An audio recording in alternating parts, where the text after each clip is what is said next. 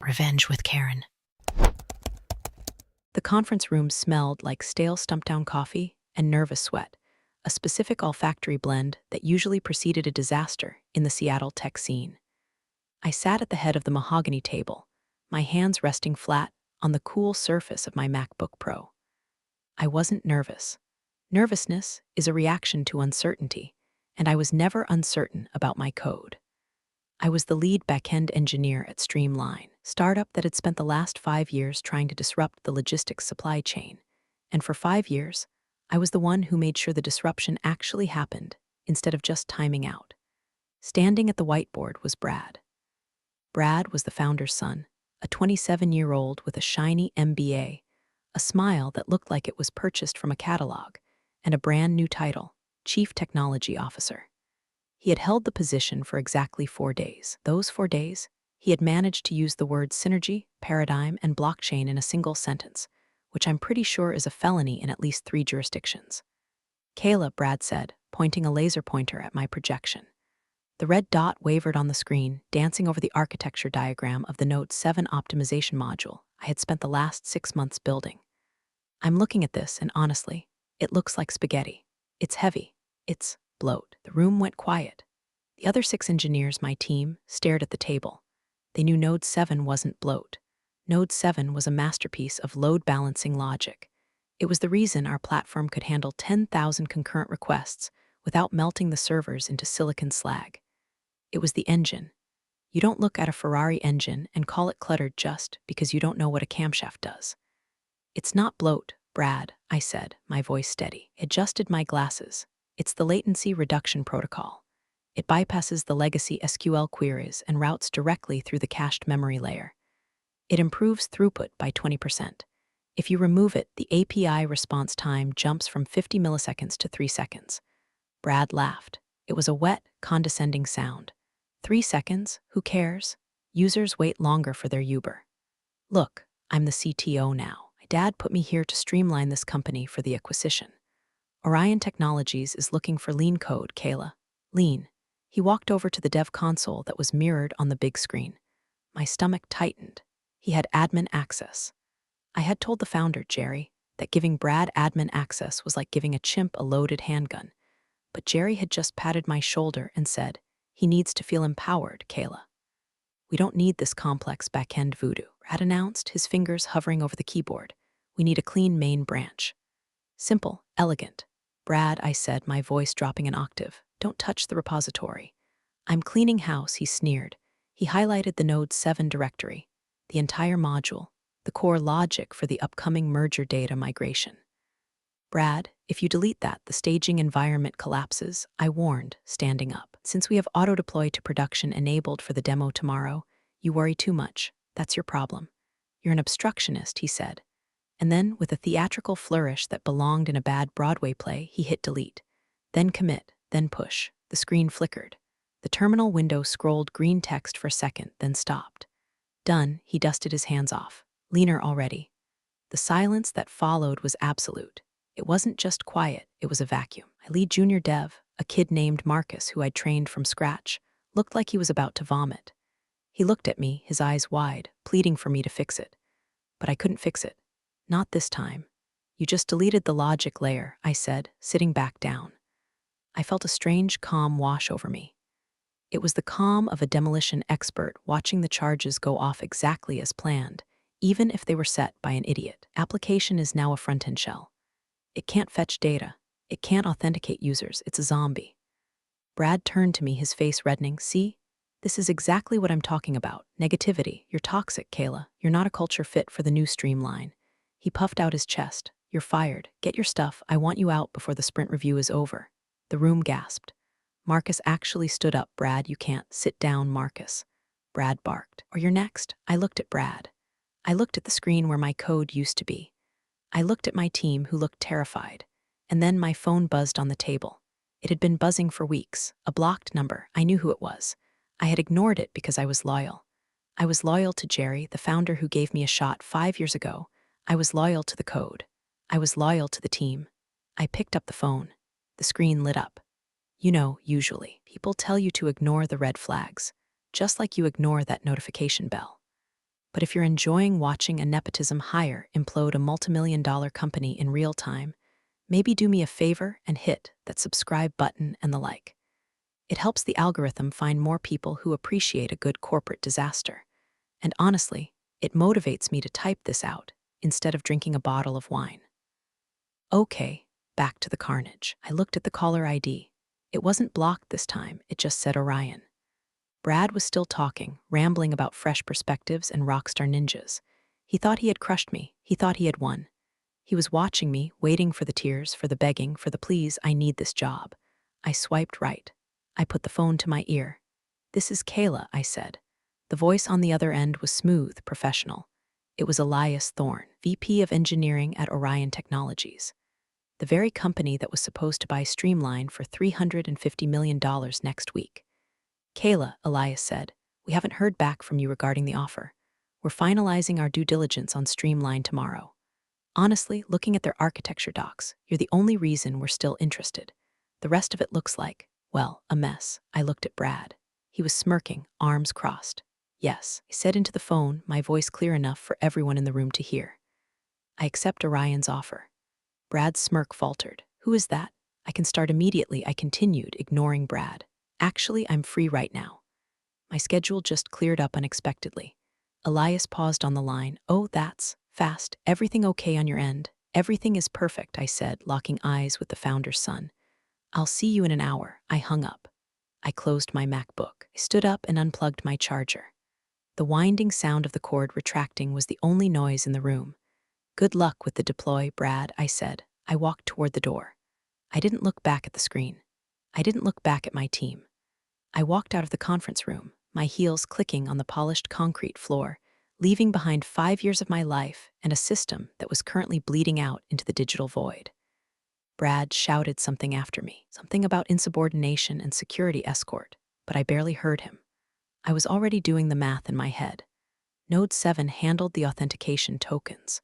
Without it, the admin panel would lock out everyone, including Brad, within 50 minutes when the cache expired. He didn't just fire me. He just locked himself inside a burning building and threw away the key. The walk from the conference room to my desk was less than 50 feet. It felt like crossing a border between two warring nations. The open plan office of Streamline hummed with the usual mid-afternoon energy. Sales guys were ringing gongs, marketing was arguing about font kerning, and the espresso machine in the break room was screaming. None of them knew that the company was already dead. They were walking around on a corpse that hadn't started to smell yet. I reached my desk, a standing desk setup with 3 vertical monitors, mechanical keyboard that sounded like rain on a tin roof, and a single succulent that I had somehow kept alive for 4 years. I grabbed a cardboard box from the supply closet. It was a happy onboarding box that was meant for new hires. The irony tasted like copper in my mouth. I didn't take much. My personalized keycaps, my noise-canceling headphones, a framed photo of my cat, Pseudo. I left the company hoodie. I left the branded water bottle. I left the year 5 plaque they had given me last week, which was made of cheap acrylic and already scratched. Kayla, I turned. It was Greg, the lead sysadmin. Greg was a man who looked like he lived in a server rack, pale, vibrating with caffeine, and wearing a t-shirt that said there is no place like 127.0.0.1. He was the only person in the building who understood the infrastructure as well as I did, mostly because he had to wake up at 3 a.m. when things broke. Is it true? Greg whispered, looking over his shoulder toward the glass-walled conference room where Brad was still gesticulating wildly at the whiteboard. Did he actually? Did he RF the optimization module? He didn't use the command line, Greg, I said, dropping my stapler into the box. He used the GUI. He clicked delete and then confirmed it. He thinks he's leaning out the code. Greg's face lost what little color it had. He looked like he'd seen a ghost. But the API gateway, the load balancers rely on Node 7 to route traffic. If that module is gone, the health checks will fail in about. I glanced at my Apple Watch. 9 minutes. Then the autoscaler will try to spin up new instances to compensate for the failed ones. But since the base image pulls from the main branch, the one Brad just committed to, new instances will spin up broken. It's going to be a loop, Greg horrified, infinite crash loop. AWS is going to bill us for thousands of instances spinning up and dying every second. Yep, I said, popping a stress ball into my box. I have to stop the deploy, Greg said, reaching for his phone. Don't, I said. My voice was sharp, cutting through his panic. He stopped. What? He fired me, Greg, explicitly, for obstruction. If you intervene now, you're undermining the CTO. You're obstructing his vision. I leaned in close. Brad has admin access. If you try to roll back, he'll see it. He'll fire you too, and you have a mortgage and twins on the way. Greg swallowed hard. He looked at the server status dashboard on the big screen on the wall. All the lights were green. Green, green, green. It was the calm before the red storm, so we just let it burn. It's already burning, Greg, just waiting for the smoke detectors to notice. I picked up my box. Do me a favor. Don't fix it, not tonight. Let him see what lean looks like. Greg looked at me with a mixture of terror and awe. He nodded slowly. I didn't see you. I was in the bathroom, good man. I walked toward the elevator. The office felt surreal. I saw the head of sales high-fiving a junior rep. Just closed the deal of the quarter, he shouted. I almost felt bad for him. Commission check was never going to clear. The company's valuation was tied to the technology, and the technology was currently eating itself. As I waited for the elevator, my phone buzzed again. A Slack notification. I hadn't been revoked yet. It was from Marcus, the junior dev in the conference room. Marcus, he's trying to run the build manually. It's throwing error 503s. He's yelling at the compiler. I didn't reply. I just deleted the app from my phone. Elevator doors opened. I stepped in. As the doors closed, I saw Brad storming out of the conference room, his face a mask of confusion. He was holding his laptop like a shield. He looked around the room, perhaps looking for me, perhaps looking for anyone to blame. Our eyes met through the narrowing gap of the steel doors. I didn't smile. I didn't wave. I just stood there, holding my box of personal effects, watching him realize that he was alone. The doors shut. The whoosh of the descending car was the most peaceful sound I had heard in 5 years. I walked out of the building and into the gray Seattle drizzle. The air was cold and wet. I took a deep breath. It smelled like rain and exhaust, not stale coffee and fear. I hailed a lift. Where to? The driver asked. Do you know the Orion Technologies building in South Lake Union? I asked. The big glass one? Yeah, take me there. I leaned my head against the cool window. My phone buzzed again. This time, an email notification. Access revoked. Your Google Workspace account for Streamline has been suspended. I smiled. He was quick with the admin panel when he was panicked. But he was too late. I wasn't just an employee anymore. I was the competition. And I was on my way to sell the only thing that mattered, the blueprint in my head. Orion Technologies didn't have an open plan office. They had architecture. Lobby was a cathedral of glass and steel, with a waterfall cascading down one wall that probably cost more than Streamline's entire series of funding. I walked to the reception desk, my happy onboarding box tucked under my arm like a nuclear football. Kayla for Elias Thorne, I told the receptionist. She didn't ask for ID. She didn't check a list. She just pressed a button under the desk. He's expecting you in the Sky Lounge, 40th floor. Elevator ride was smooth, silent, and fast. My ears popped. When the doors opened, Elias Thorne was waiting. He wasn't wearing a suit. He was wearing dark selvage denim and a black cashmere sweater. He looked like a man who wrote code in the morning and negotiated acquisitions in the afternoon. Kayla, he said, extending a hand. I didn't expect you to be quite so prompt. I believe in efficient routing, I said, shaking his hand. His grip was firm. My previous route had a blockage. He chuckled and gestured to a seating area overlooking Lake Union. The view was expensive. You could see the seaplanes landing, cutting white scars across the dark water. Coffee, tea, whiskey, sparkling water, I said. I need a clear head. We sat. I put my box on the floor. So Elias started, leaning back. Let's cut the corporate dance. We've been trying to buy Streamline for 6 months. Due diligence reports kept coming back with red flags on their front-end code, their sales projections, their user retention. But every time our engineers dug into the back end, the API latency, the database structure, the encryption protocols, it was pristine. He looked at me intently. It was you. It was me, I confirmed. And my team. But mostly the architecture I built 3 years ago to handle the scalability issues the founders ignored. Now you're here, Elias said. And you said you were free. Brad, the founder's son, decided to lean out the code base about an hour ago, I said, taking a sip of the San Pellegrino that had materialized on the table. He deleted the Note 7 logic module. In production. Elias's eyebrows shot up. He deleted the optimization layer, The thing that makes the platform actually work. Gone. And he fired me for trying to stop him. Elias let out a low whistle. Didn't look horrified, he looked calculating. He looked like a shark that just smelled blood in the water. So, he said slowly, if we were to complete the acquisition of Streamline tomorrow, we'd be buying a shell. You'd be buying a front-end interface that points to 404 errors, I corrected. The data is there technically, but the engine to access it, that's gone. And I'm the only one who knows how to rebuild it quickly. The documentation was, well, Brad didn't like documentation. He called it bloat. Elias smiled. It was a genuine smile this time. Kayla, I'm going to be honest. We don't want Streamline. We don't care about their brand. We don't care about their logistics app. We wanted the engine. We wanted the underlying tech to power our new fintech vertical. We were going to scrap the rest. He pulled a tablet from his bag and slid it across the table. This is Project Vessel, he said. It's what we wanted Streamline's tech for. But since the tech is currently imploding, why don't we just build it from scratch? With the architect who designed it in the first place, I looked at the tablet. It was a schematic for a high-frequency trading platform.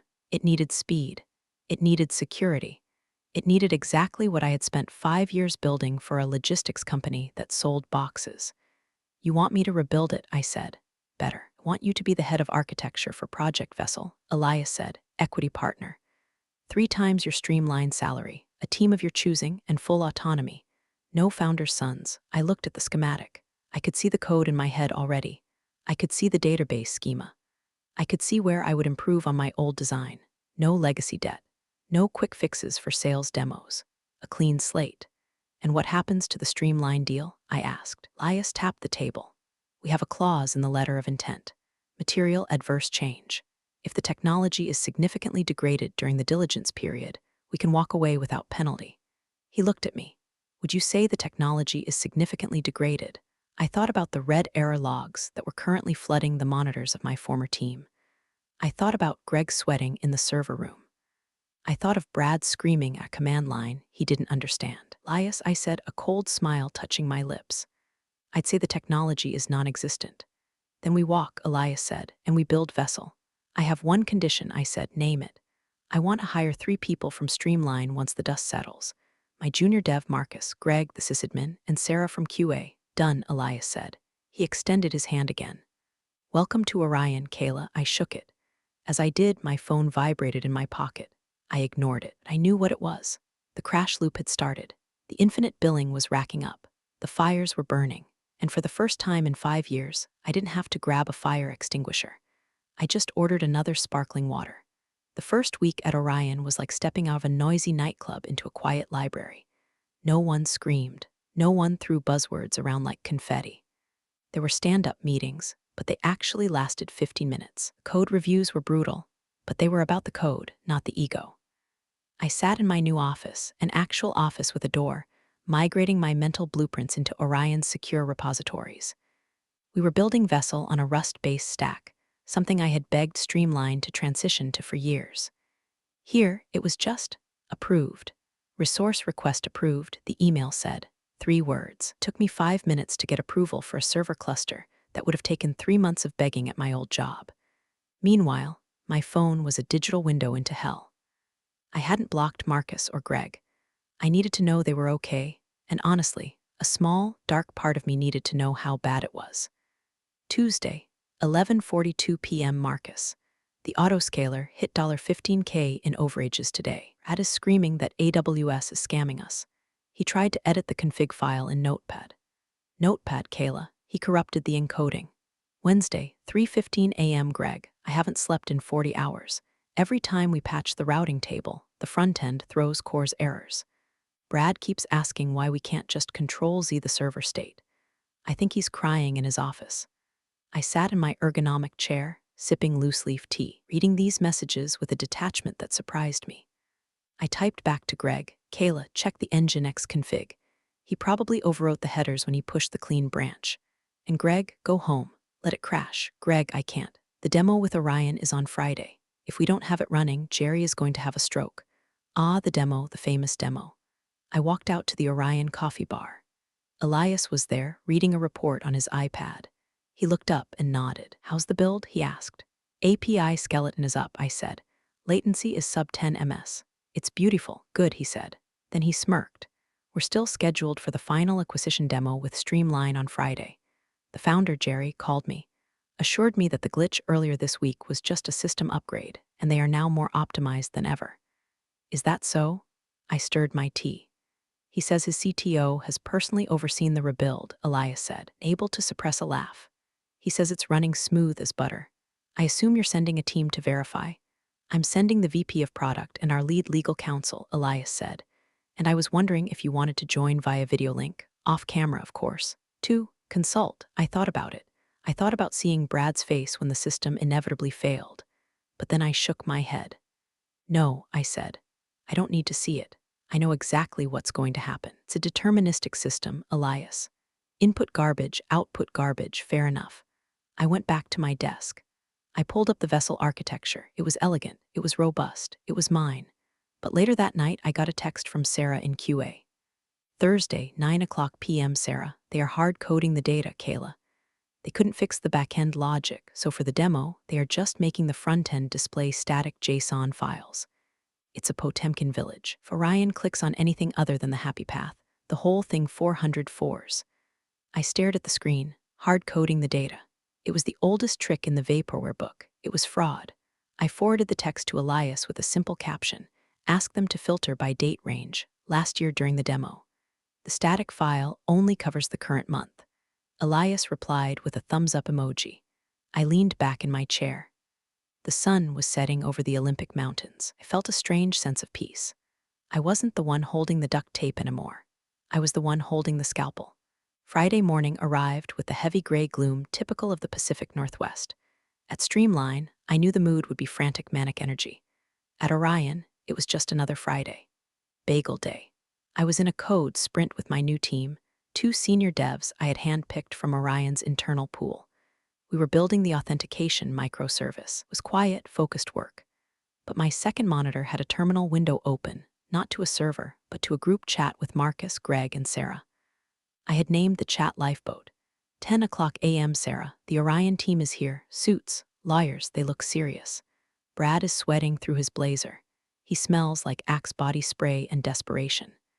10:05 a.m. Greg, Jerry is doing the intro, talking about resilience and next-gen pivots. Ad is setting up the projector. His hands are shaking so bad he can't plug in the HDMI. I imagine the conference room, the same one where I was fired, the ghosts of my code still haunting the projector screen. 10:15 a.m. Marcus, demo starting. Brad is driving. He's clicking through the dashboard. Look how fast it loads. Yeah, because it's loading a local CSV file, you moron. I took a bite of my poppy seed bagel. Elias was in that room. Had my note. 10:20 a.m. Sarah. Okay, Orion guy, the VP just asked a question. Can we see the logistics throughput for Q3 of last year? 10:21 a.m. Greg, Brad froze. He's saying, well, we focus on real-time data, so historicals are archived for latency purposes. 10:22 a.m. Sarah. Orion guy isn't buying it. Unarchive it, please. We need to verify the database integrity. This was the kill shot. Database wasn't connected. There was nothing to unarchive. The archive was a lie to cover the fact that the API was dead. 10:25 a.m. Marcus. Brad is typing. He's trying to inspect Element to change the dates on the fly. Oh my God. He's typing into the browser console in front of them. 10:26 a.m. Greg, error 500. Massive red box on the screen. Undefined is not a function. I chuckled. Undefined is not a function. Epitaph of the incompetent coder. 10:28 a.m. Sarah. Brad is shouting at the screen. It's the Wi-Fi. The Orion guest network is throttling us. 10:29 a.m. Marcus. The Orion lawyer just stood up. Mr. Founder, this application isn't making network requests. We're monitoring the traffic. This is a static page. There is no backend connected. I could feel the air leave the room from 10 miles away. The fraud was exposed. It wasn't just a bug anymore. We're trying to sell a car with a cardboard engine. 10:35 a.m. Greg, it's over. The Orion team just packed up. Didn't even say goodbye, just we'll be in touch. Jerry looks like he's having a cardiac event. Brad is staring at the wall. 10:40 a.m. Marcus, Jerry just turned to Brad. Where is the backup? Where is Kayla's code? 10:41 a.m. Marcus. Brad said, I told you, Dad. I leaned it out. 10:42 a.m. Marcus. Jerry is screaming. I've never heard him scream. I think he just fired Brad or killed him. It's hard to tell. I closed the chat window. I didn't need to read anymore. The acquisition was dead. The $350 million deal had evaporated in 45 minutes because a nepotism hire thought he could outsmart the fundamentals of software engineering. Elias walked into my office an hour later. He looked calm. There was a hardness in his eyes. "You were right," he said, leaning against the doorframe. "Total fabrication. They tried to spoof the data."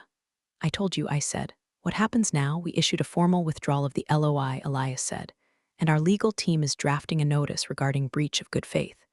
"They wasted our time, Kayla, and time is expensive." "What about the tech?" I asked. "The IP? Worthless," Elias said. "Without the logic layer you built. It's just spaghetti code and a nice UI. We're not buying it. We're building Vessel." He paused, then smiled. "By the way, their founder, Jerry, he asked about you. As we were leaving, he asked if we knew where you went.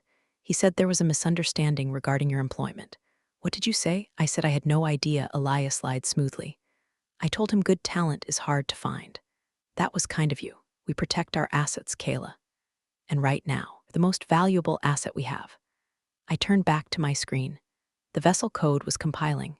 No errors, no warnings, just clean, efficient execution. "Back to work," I said. 2 weeks later, the silence from Streamline was deafening. Usually when a deal falls through, there's a press release, a spin about strategic misalignment or market conditions. But there was nothing, just radio silence. At Orion, Project Vessel was hitting every milestone. My team was a machine. We were moving so fast that Elias had to hire 2 more project managers just to keep track of our velocity. I was working hard, but I wasn't exhausted. I went home at 6 p.m. I cooked dinner. I actually read books that weren't O'Reilly technical manuals. I was at a coffee shop in Capitol Hill on a rainy Saturday, reading a novel when I saw him. It was Marcus, my former junior dev. He looked 10 years older, had dark circles under his eyes that looked like bruises. He was staring at a laptop screen, frantically typing. "Marcus," I said, approaching his table. He jumped, nearly knocking over his latte. When he saw me, his shoulders slumped. "Kayla, oh God, hi, you look terrible," I said, sitting down opposite him. "I haven't slept in 3 days," he rubbed his face. "It's a nightmare, Kayla, a literal nightmare." "What's happening?" "Investors are pulling out," he whispered. "VC firm that led the Series B. They found out about the demo. They found out about the fake front end. They're auditing everything. They froze the bank accounts. And Brad, gone. Jerry fired him effectively immediately after the demo. But the damage is done. We can't restore the old code because the backups were on a rotation that." "Well, Brad canceled the S3 bucket subscription to save money 2 weeks before he fired you." I closed my eyes. "Deleted the backups. He thought they were redundant," Marcus said, his voice cracking. "So we have nothing. We're trying to reverse engineer your logic from compiled binaries, but it's impossible. It's like trying to unbake a cake." "You can't," I said softly. "The obfuscation protocols I installed would make that take years." "I know," Marcus said. "We're patching things with duct tape. We're hard-coding customer requests manually. Like when a big client wants a report, have to go into the SQL database, run a query, export it to Excel, and email it to them pretending it came from the system. We're human API." He looked at me with pleading eyes. "Kayla, Jerry is desperate. He's been asking everyone if they've heard from you. He says he'll offer you double, triple, equity, anything." I looked at Marcus. I felt a pang of sympathy for him. He was a good kid. He didn't deserve this. "Marcus," I said, "I can't go back. Know that? The bridge isn't just burned, it's nuked." "I know," he sighed. But I slid a business card across the table. It wasn't my card. It was for Orion's HR department. "We're hiring for the Vessel team. I need a front-end lead who knows how to deal with high-pressure environments." Marcus stared at the card. "Orion, but they hate us." "They hate Streamline," I corrected. "They love competent engineers who were held hostage by idiots." "Apply. Use me as a reference." Marcus looked like I had just handed him a winning lottery ticket. "Are you serious? I already cleared it with Elias." "Same goes for Greg and Sarah." "Get out, Marcus. The ship is sinking. Stop bailing water." He pocketed the card. "I'll apply tonight." "Thank you, Kayla, seriously. Just don't use Brad as a reference," I joked. "Who?" Marcus cracked a grim smile. I walked home feeling lighter. The collapse of Streamline wasn't my fault. It was a tragedy of arrogance. But I could save the people who actually did the work. That evening, I got an alert on my phone. A Google News notification for Streamline Logistics. Headline: Streamline Logistics CTO ousted amidst acquisition collapse. Investors alleged technical malpractice. I poured myself a glass of wine and clicked the link. The article detailed the disastrous demo. It mentioned internal sources describing a toxic culture of nepotism. Didn't mention me by name. I was just the former lead engineer whose departure precipitated the crisis. I was the ghost in the machine, and the machine was finally breaking down. But the real twist was yet to come. I didn't know it yet, but Jerry wasn't done. He was about to try one last, desperate Hail Mary that would bring him right to my doorstep. The legal courier arrived at Orion on a Tuesday.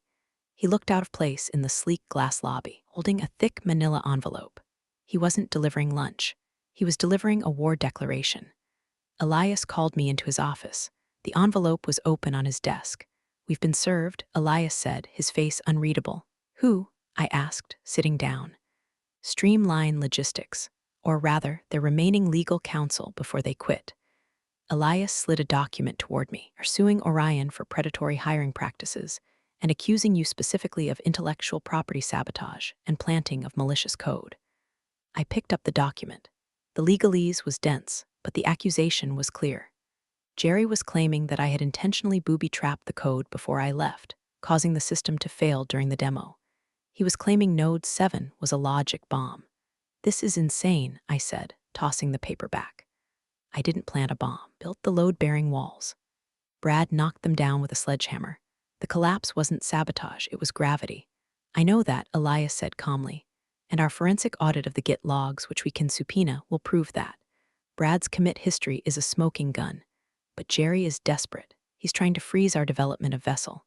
He thinks if he ties us up in court, he can force a settlement or get us to buy his scraps. So what do? We don't settle," Elias said, his eyes hardening. "We invite them over. Excuse me? We're holding a deposition here tomorrow. We're going to let Jerry say these things under oath, and then you're going to walk into the room." I felt a cold shiver of anticipation. He doesn't know I'm the head of Vessel. He knows you're here. He doesn't know you're the architect of the thing that's about to put him out of business. He thinks you're just a disgruntled employee we picked up for cheap. The next morning, Orion conference room was set up like a tribunal. On one side, Orion's legal team, sharks in Italian suits. On the other, Jerry and a very tired-looking lawyer who looked like he was working on a contingency fee. I watched from the adjacent room via the one-way mirror. It was a classic interrogation setup. Jerry looked terrible. He had lost weight. His hair was disheveled. He was pounding the table. "She destroyed it," Jerry shouted. "System worked perfectly for 5 years. She leaves and suddenly it collapses. That's not a coincidence, that's sabotage. She deleted the keys," Mr. Founder, Orion's lawyer, said smoothly. "Our records indicate that a user named Brad Admin initiated a deletion of the Node 7 directory at 2:14 p.m. on the day in question." "Are you familiar with this user?" Jerry sputtered. Brad was optimizing. He was cleaning up her mess, but she left. Traps, dependencies that were undocumented. Undocumented dependencies? The lawyer asked, or simply, the code itself. "It's the same thing," Jerry yelled. "She made herself indispensable on purpose. That's extortion." "No, Mr. Founder," the lawyer said. "That's engineering." Elias signaled to me it was time. I opened the door and walked into the conference room. The silence was instant. Jerry stopped mid-shout. His eyes locked onto me. I wasn't wearing my old hoodie and jeans. I was wearing a tailored blazer. I looked like money. I looked like power. "Hello, Jerry," I said, taking the empty seat next to Elias. Jerry pointed a shaking finger at me. "You ruined my company." "I built your company," I said, my voice ice cold, "for 5 years. I kept it running while you spent your series on office furniture and your son's salary. I warned you about giving him admin access. I documented every risk. You signed off on it." I slid a folder across the table. "These are the logs," I said. "Every keystroke, every commit. Brad didn't just delete the module, Jerry. He tried to replace it with code he copied from a Stack Overflow thread from 2015. Code that was incompatible with your library versions. He didn't just break the car, he poured sugar in the gas tank." Jerry looked at the logs. He didn't understand them, but he understood the confidence in my voice. "We are countersuing," Elias announced, "for defamation. And for frivolous litigation intended to impede our business. Unless," Jerry looked up, "unless what? Unless you drop this lawsuit immediately, admit publicly that the failure was due to internal mismanagement, and," Elias paused, smiling, "release Marcus, Greg, and Sarah from their non-compete clauses effective immediately." Jerry looked at his lawyer. The lawyer shook his head. It's over, the sheikh said. Jerry slumped in his chair. He looked small. Bluster was gone. The denial was gone. All that was left was the math. And the math didn't work. Fine, Jerry whispered. Good, I said, and Jerry, one more thing. He looked at me, eyes hollow. Next time you fire the architect, I said, make sure you know where the load-bearing walls are. 3 months later, Project Vessel went live. It wasn't a noisy launch. There was no confetti. There were no press releases full of buzzwords. Just a switch flip at 2:00 a.m. I stood in the Orion Command Center, a room that looked like NASA Mission Control, surrounded by my team. Marcus was monitoring the front-end analytics. Greg was watching the server load. Sarah was tracking the error logs. Traffic is spiking, Marcus said, grinning. We just onboarded the Global Freight Partners account. Global Freight Partners. Streamline's biggest former client had defected to us a week after Streamline filed for Chapter 11 bankruptcy protection. Latency? I asked. 12 milliseconds, Greg reported. Stable. The load balancers are yawning. They're barely breaking a sweat. I watched the data flow on the main screen. It was beautiful. Streams of gold light moving across a dark map of the world. Each stream was a transaction, a shipment, a confirmation. It was the system I had always wanted to build, running on hardware that could actually support it. No errors, Sarah said. 0. It's clean, Kayla. I let out a breath I felt like I'd been holding for 5 years. Good work, team, I said. Let's order pizza. The celebration was low-key. We ate pizza and drank craft beer in the lounge. The vibe was different here. There was no fear. We knew the system worked because we built it right. Around 4 a.m., Elias walked in. He was holding a bottle of champagne. Congratulations, he said, popping the cork. The board is ecstatic. The stock is up 4% in after-hours trading just on the rumor of the launch. He poured me a glass. You know, we got a call today. Oh, from the receivership handling Streamline's assets, Elias said. They're auctioning off the IP. The domain name, the customer list, the legacy code. How much? I asked. Pennies. Nobody wants the code. It's tainted. But the customer list, we already have most of them. Elias laughed. It's worthless, Kayla, the whole thing. It's a cautionary tale. I took a sip of champagne. It tasted like victory. What about Jerry? I asked. And Brad?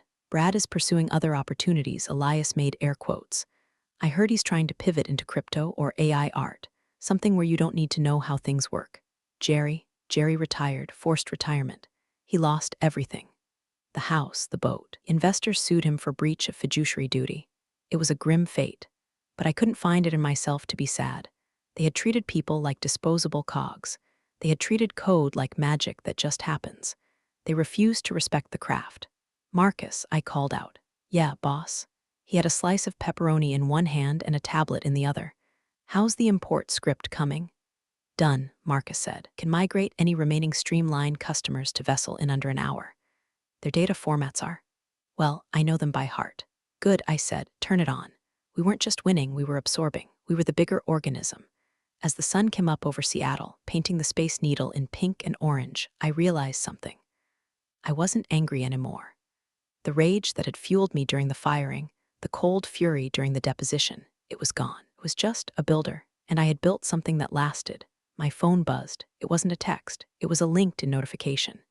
Brad has viewed your profile. I smiled. I didn't view his back. I didn't block him. I just let it sit there. Let him see the title, VP of Engineering, Orion Technologies.